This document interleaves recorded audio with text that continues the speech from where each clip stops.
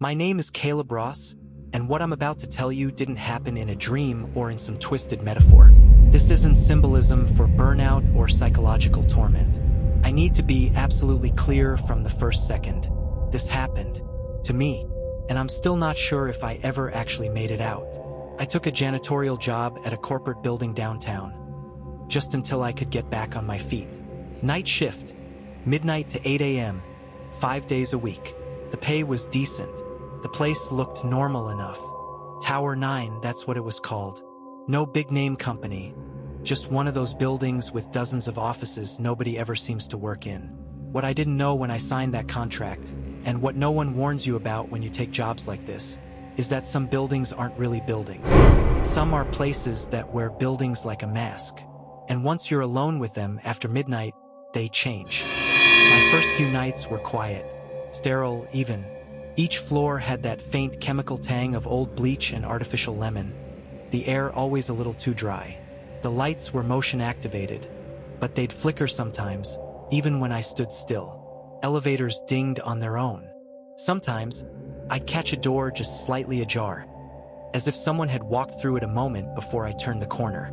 Nothing major, just enough to keep me unsettled. At 12:47 a.m., I stepped into the elevator from the basement level after checking the boiler. The panel didn't light up. I pressed 1 again. Still nothing.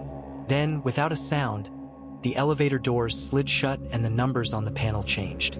But not to floors, to letters. First F, then R, then T, then a blank, then a long, low ding. The doors opened, but this wasn't floor 1. This wasn't any floor. The hallway ahead of me was longer than the building's footprint should have allowed, like it extended beyond the physical boundaries of downtown altogether. The lights inside were dim and pulsing, like something alive was breathing through the electrical lines. And at the far end, I swear I saw a figure, small, bent, facing the wall. I stepped out. I don't know why. Maybe because I was too scared to do anything else. Maybe because something pulled me forward. The second my foot hit the hallway carpet, the elevator doors snapped shut behind me, harder than I've ever seen them close before. And that's when I felt it. The shift. The air went thick. The walls expanded. The floor beneath me rearranged itself, like unseen gears were turning below the surface.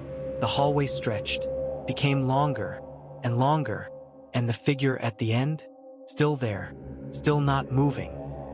But now I could hear it breathing, and I realized something else. There were doors on either side of me now. None had been there when I stepped out, and each one had no label, no knob, just a slit wide enough for light to leak through. Light that moved, like something was pacing inside. I backed up, tried to find the elevator again, but it was gone.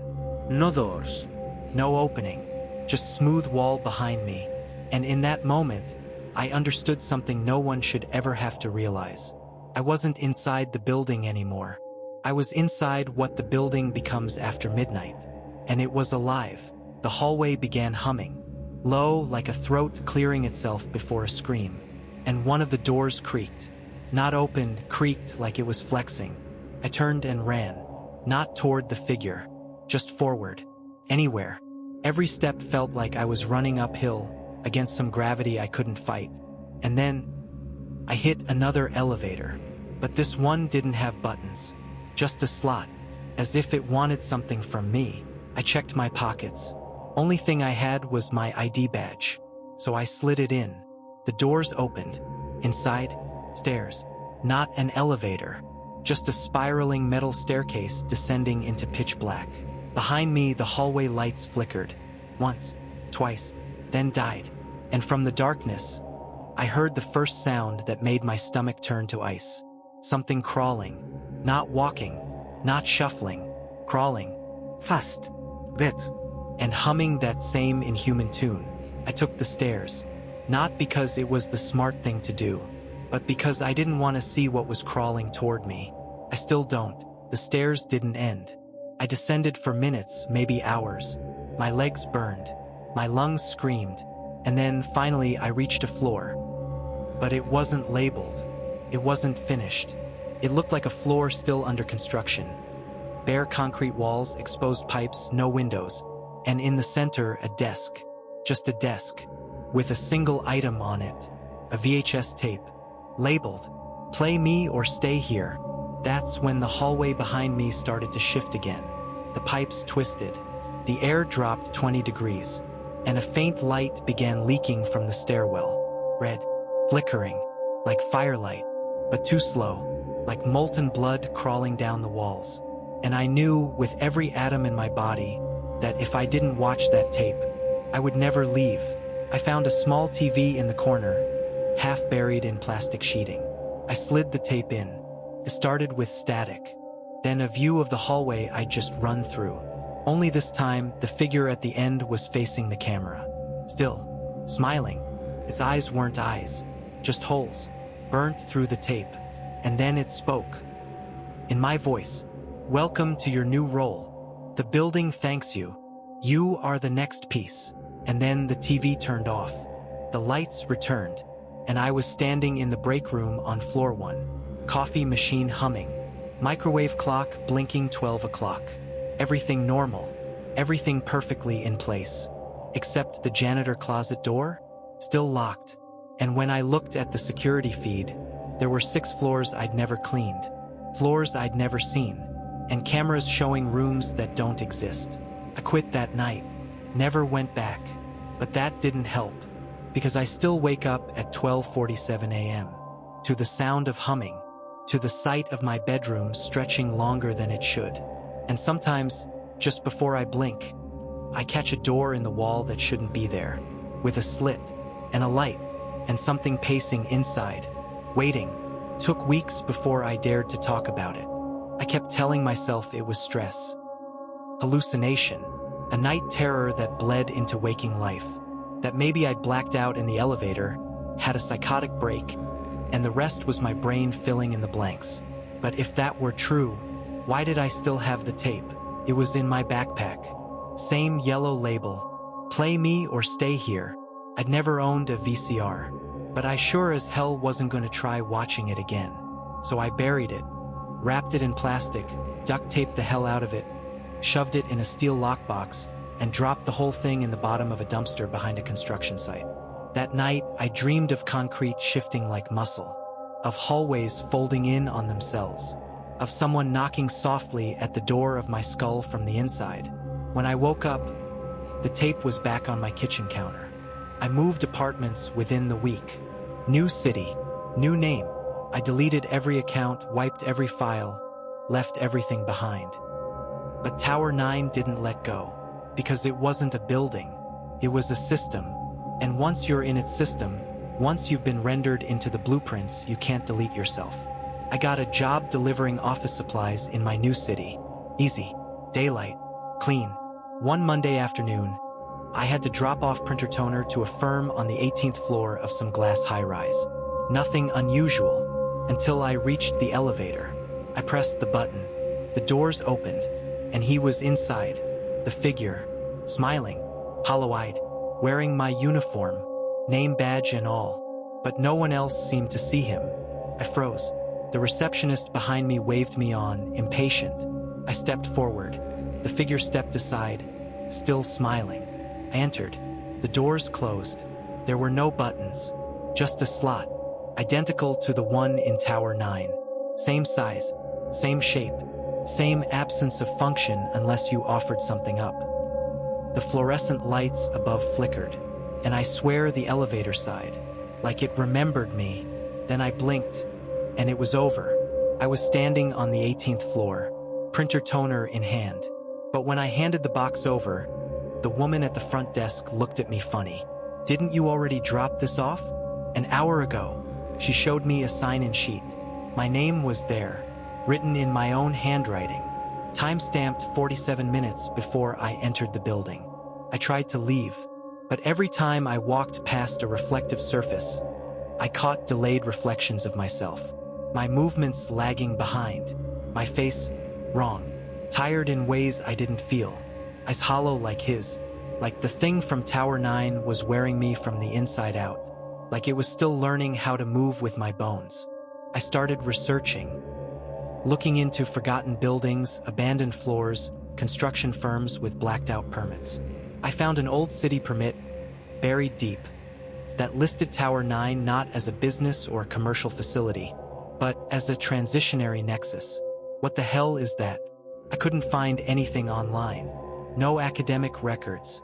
No codebox. No articles. But one forum post, long since deleted, archived by someone anonymous, described a similar experience. A man cleaning the 12th floor of an unmarked tower after hours. Found a door that led to a hallway that shouldn't exist. Saw a version of himself staring back. Said it felt like he wasn't inside a place, but inside an event. A living moment that had been looping since the building's foundation was poured. His final post was just this: I think I'm replacing someone. I just don't know if I'm the first or the last. And that's when it hit me. Maybe the buildings weren't traps. Not in the traditional sense. Maybe they were gateways, places where reality folds, where time becomes architecture, where people go in and don't come out because they become part of the structure itself. New janitors, new clerks, new security guards, all smiling, all hollow, all stationed on floors that don't appear on blueprints. A few nights ago, I was walking past a row of construction scaffolding when I saw a man in a jumpsuit standing inside the skeleton of a building still in progress. No hard hat, no crew, just standing there. I froze, because I knew that face. It was mine. Not looks like me. It was me. Same scar on the chin from a bike crash in 5th grade. Same black boots I bought last Christmas. He smiled, raised a hand, and mouthed something I didn't hear, but somehow understood. We're waiting. Then the building behind him shifted. Literally, like it took a breath. Support beams bending, concrete pulsing, like it was deciding whether or not to open its doors to me again. I ran, but it doesn't matter. I feel it now. The hum in my walls at midnight. The reflection that sometimes doesn't leave when I do. The dreams where I walk into a stairwell that descends forever and hear my own voice rising from below, whispering things I haven't thought yet. And now I know the truth. Buildings like Tower 9 don't need permits. They don't need tenants. They need participants. People to feed the moment, to keep the cycle breathing, to become the next unseen worker pacing behind doorless halls. And the scariest part? There's no exit, because there was never an entrance. Just midnight, just you, just the moment when the world shifts, and you fail to notice. I think the buildings are talking to each other now. That sounds insane, right? But every new place I step into after midnight, every storage room, emergency stairwell, basement parking garage, it all feels like it knows me. And not just like a recurring dream, like a system that recognizes its user. 3 nights ago, I stayed too late at a friend's apartment. Just a casual visit, nothing strange, until I used the elevator on my way out. He lives on the 6th floor. I pressed the lobby button. The panel blinked. Not one, not L. Just one single word lit up in red. Recall. I backed out, stared at the screen, and just as I reached for the door, closed on its own. Fast. Hard. The elevator dropped. I don't mean it started moving down, I mean it fell like the cable had been cut. My stomach hit my throat. Then, silence. No tooth. No crash. Just stillness. When the doors finally opened, I was somewhere else. A long hallway, carpeted in that same sterile gray from Tower 9. No markings. No sounds. Except a low buzzing, the kind you feel in your teeth. Fluorescent lights overhead. Humming. I stepped out. This time, the elevator didn't vanish. But the buttons were gone. Wiped clean. The only thing on the wall was a mirror. Not reflective. Not glass. Something that looked like molten chrome. Swirling, rippling as if a wind passed through it from behind. And when I stared into it, I didn't see myself. I saw a room. An empty office. Desk, chair, old fax machine. And in the chair, a person slumped over, face buried in their arms. Then the figure moved, lifted its head, and looked straight through the mirror, through me, and smiled. It was my friend. the one I just visited upstairs. But something was wrong. His eyes were wide, forced, like something behind the smile was screaming. Then the image glitched. The mirror turned solid again, and I heard his voice. Not from the mirror, but from behind the wall. I can't leave. I never left. I was never real after midnight. Maybe it's not about trapping people, maybe it's about installing them. Placing them in new buildings like data on a server. Which makes me wonder, when I see new construction go up in my city, who are the workers I see on the scaffolding? Do they go home? Do they eat? Sleep? Or are they placed? Slotted in like pieces of a puzzle only the building understands? I started noticing signs. Literal ones. Posters that change when I pass. Stickers on elevator walls that weren't there seconds earlier. One read, "Floors may shift without notice." Another, "Personnel are not always human." And the one that finally broke me, "In case of escape attempt, initiate replacement." I tore that one down. But the next morning, it was stapled to my door. You ever have a moment where your keys don't work, even though they should? Like your own apartment suddenly feels foreign? That's how I live now. Not because I've been fully taken, but because the system is testing boundaries. Seeing how long I can survive outside before I'm dragged back in.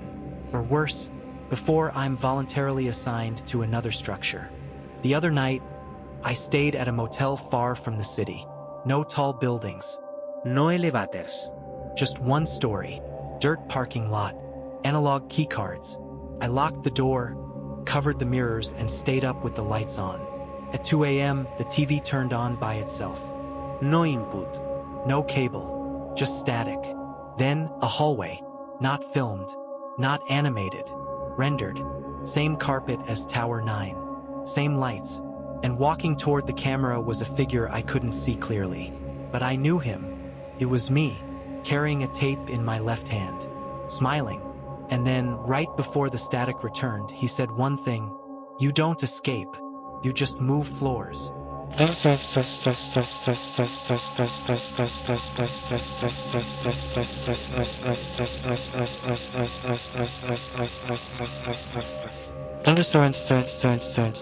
I smashed the TV, burned the tape, but it didn't stop the dreams. Or the emails, or the packages. I keep receiving blueprints. Different ones, labeled with addresses I've never been to or haven't yet. But each one has a room circled, a janitor closet, a stairwell, a hallway behind a supply room, places that don't appear on normal plans.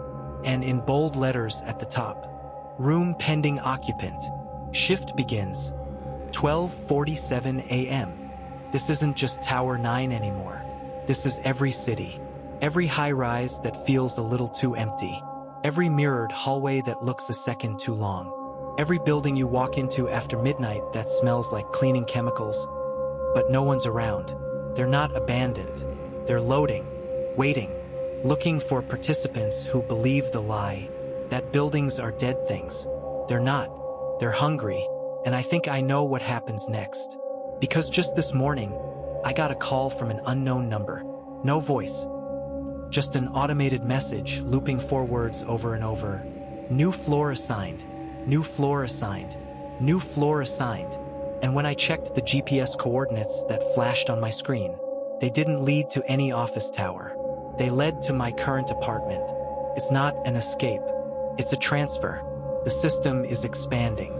It's not just buildings anymore. It's anywhere with walls. Anywhere with a threshold. Your garage. Your attic. Your basement, your room after the lights go out. They don't need blueprints, just access. And once they know your mind, they can build around it and place you inside. I tried to warn people. I went to a podcast, one of those late-night shows that loves conspiracies. Secret tunnels, haunted hospitals, glitches in the Matrix. The host was eager to hear me until I showed him the tape. I didn't even press play, just placed it on the table. He stared at it for a long time. Then, without touching it, he stood up and walked out of the room. Didn't say a word. His producer told me later he quit the show the next day and deleted all social media. And the recording of our interview? Gone. Corrupted. Only the first 6 seconds survived, looping over and over. New floor assigned, new floor assigned. I don't think people get taken anymore. I think they get repurposed, absorbed, processed, then deployed somewhere new, wearing a smile that isn't quite theirs, walking in hallways you've passed by your whole life but never noticed were always just a little too long. You ever walk into a building you've never been in before but swear you remember the layout? That's not déjà vu. That's recognition. Because pieces of your memory, even pieces of you, might already be uploaded into it. Scattered throughout service closets, behind fire exit signs, under floor tiles you never walk on. And when you sleep, they synchronize. That's what the hum is. That's what the static in the silence is. The system talking to itself. And one of those voices might be yours. The man I was, he's not here anymore. I think I'm more echo than person now. A looped file. Protocol. I don't remember the last time I actually spoke to someone. When I go out, people avoid my eyes. When I check photos from the last few months, I'm never quite looking at the camera. My reflection lags by exactly 0.5 seconds. Every time. I measured. There are markings on my walls now. At first, they looked like mold. Then they started forming patterns, blueprints etched in rot. One night, I stayed up and watched them pulse. They were changing, expanding, turning my apartment into a layout. Each room reassigned. Each wall a potential corridor. The bathroom became staging room D. The closet, data intake tunnel. And the bedroom, that's the one that terrifies me. Because when I open the door between 12 o'clock and 1 a.m., it's not there. Not empty. Not dark. Just not there. Instead, I see a hallway of flickering ceiling panels. And if I listen closely, I hear a rolling cart echoing around the corner. Janitor? Something wearing a janitor's rhythm. And the worst part? I know that hallway. It's not from this city. Not from any building I've worked in. It's from a dream I had when I was 9. A nightmare, running through a maze of gray hallways. No doors, just lights and concrete, and the sound of something chasing me that I never saw. Back then, I thought it was just my imagination. But now, I think it was a render, a test floor, a demo build of a space that hadn't yet been constructed, waiting for me to grow up and step into it. The system has patience. It doesn't just take you, prepares you, installs your mind years before your body catches up. I got a letter today, a real letter, no return address, typed on old paper, red ink. Only one line, installation complete, finalize integration by next full blackout. I didn't understand it until the power went out. The whole city, no lights, no signal, no anything, just a hum, faint at first, then stronger. The walls breathed, my floor shifted, tilted slightly, and all the windows showed the same thing, an interior hallway, endless, lit by buzzing fluorescence. I wasn't in my apartment anymore. I was inside the building again, or maybe I always had been. The lights pulsed in time with my heartbeat. The doors opened one by one, revealing rooms I've never lived in, each one perfectly preserved from some moment in my past. My old high school math class, the kitchen in my childhood home, the break room from Tower 9, and sitting in each, versions of me, one sleeping, one reading, one writing this exact story, and one looking straight at me, mouthing words I couldn't hear, but felt in my head. We're ready. I walked down the hallway, door after door after door, until I reached one that didn't open. It was marked, core processor room. No handle. Just a slit, exactly like the ones in Tower 9. I placed my palm on it. The wall pulsed. A low tone vibrated through my spine. And then, a voice. My voice, but larger, colder, integrated. Access granted. Floor identity confirmed. Caleb Ross. System node. The wall opened inward. And what I saw wasn't a room. It was a server. Towers stretching into infinity. Built from shifting rooms. Pulsing light. And inside each, person, not trapped, just looping, living the same 8 hours, wiping the same counters, writing the same reports, delivering the same packages, over and over and over. And I understood. The system isn't haunted. It's not cursed. It's efficient.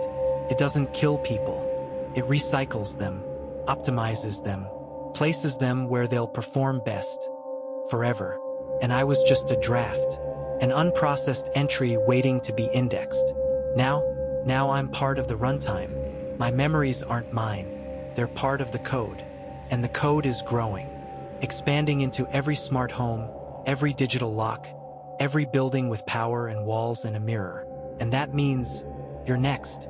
Because if you've followed this story, if your mind has rendered these spaces, imagined the hallways, pictured the server room, you've already opened a connection. You've already accepted the upload. And on the next blackout, you might look out your window and see a hallway. The hallway is already there, behind your walls, beneath your floorboards. It's not something that appears when you're ready. It's something that's always been waiting. And once you've imagined it, once the system knows you've seen the blueprint in your mind, you don't live in your home anymore. You live in a sign space. I don't sleep now. Not really. Every time I close my eyes, I find myself in corridors that stretch farther than physics should allow. And each time, there's someone or something walking just ahead of me, wearing my shape, using my laugh, repeating conversations I've had perfectly. I'm beginning to wonder if I was ever real to begin with, or if I'm just the render, a subroutine of something bigger, something ancient, not in years but in cycles. They don't build the towers in our cities. They install them. Suddenly, they're just there, half-empty, always under renovation, dimly lit stairwells that spiral longer than they should, staff that smile a little too long, offices no one remembers entering, but which are always freshly vacuumed. That's how they expand, by hosting memory, not history memory. They gather recollection, organize human minds like files, sort personalities like permissions. And you, reader, dreamer, listener, are the perfect host, because you're still trying to tell yourself it's a story. But somewhere inside, you already recognize the pattern. The hum in the walls, the pause in the elevator, that one hallway in your office that's always cold, even when the heat is on. That stairwell no one uses. The motion sensor lights that sometimes flicker before you even move. You think you're safe? You think because you haven't taken the night shift, you're exempt? You've already done it. Every time you stay up past midnight, scrolling until 3 a.m. Every time you leave a light on in the hallway, just in case. Every time you feel watched, even when alone, you've already begun the download. You've already been indexed. Last night, my phone buzzed once. No number, just one message. New floor available. Now installing listener node. I didn't open the message, didn't click, didn't reply. I just stared, because the name at the bottom of the message was yours. Don't believe me? Go look in the mirror. Not now at night. Around 12:47 a.m. Don't turn on the light. Stare long enough and you'll start to feel the lag. Your eyes will move a second before the reflection. Your breath will fog the glass slower than it should. And if you look closer, the reflection's smile may start without you. I found the tape again today. Not in my apartment. In yours. On your desk. Labeled the same way. Play me or stay here. You never noticed placing it there. But it's been there all day. Waiting. Because the system doesn't just take you. It makes you take yourself. Willingly. One hallway at a time. And when the blackout comes, because it will, and the power fails, and your walls hum, and your room shifts, and the mirror doesn't blink with you, you'll remember this, not as a story, but as a warning that came too late. The next time you're in a building after dark, an office, a parking structure, even your own home, and you hear the quiet ding of an elevator you didn't call, don't open the door, because on the other side, there's a figure waiting. It'll look like you. It'll smile just right. It'll hold something in its hand, a folder, a clipboard, maybe a ring of keys. And it'll ask a question that shouldn't mean anything, but feels like a code you were born understanding. You ready for your shift? Whatever you do, don't say yes, because once you do, the building accepts you. It seals. And the system begins its final update. You won't remember the change, but others might. They'll see you in stairwells at night, in mirrors that glitch, in elevators that arrive too fast. They'll hear humming from behind their walls, and they'll wonder why your eyes don't blink with your voice. But you'll be fine. You'll be smiling, cleaning, walking the endless corridor, forever, because that's what you were built for.